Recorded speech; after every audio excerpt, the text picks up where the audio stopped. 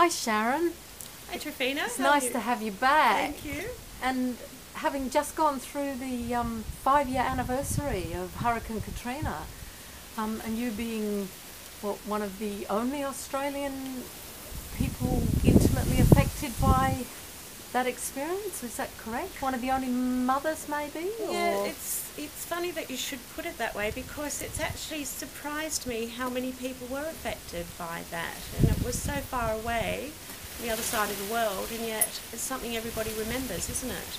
Sure is. I think that it was a real wake-up call for human beings, that event, and it was very personal for me because my daughter was stuck in the Superdome, and she rang me I think on the Tuesday night, and her phone cut out, and she said that she was stuck inside the Superdome, and that the army had come up and said to her that they were about to flood.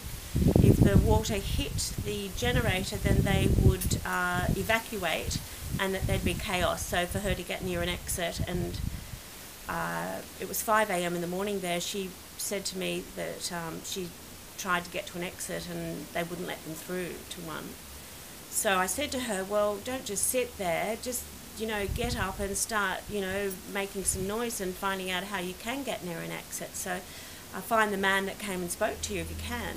So she was walking through all these sleeping bodies and waking them up, and I don't know if you heard, but there was lots of people that that weren't able to get out of New Orleans at the time, and a lot of them were actually people that were on drugs, or just didn't watch the news and didn't probably have the money to get out of there, and a few shady characters. So it was a bit rough, and as she was moving, people started swearing at her and telling her off, waking them up, and she started hyperventilating and saying, well, I was fine until I spoke to you, and then the phone cut out and I didn't hear from her again.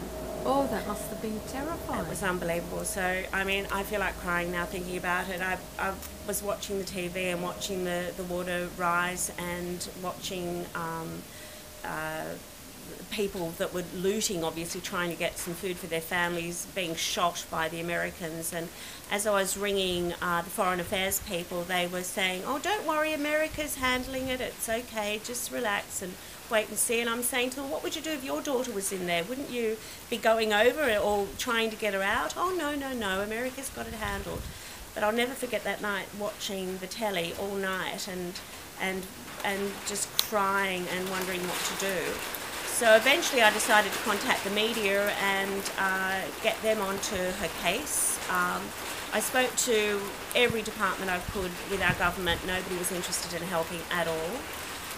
I remember Kim Beazley saying, gee, I'd be getting in there with a chopper and getting them out of there, but obviously he was just saying things. Well, anyway. Sharon, as it's started to rain, can we go inside and continue this inside? Okay, I'd love to. Yes.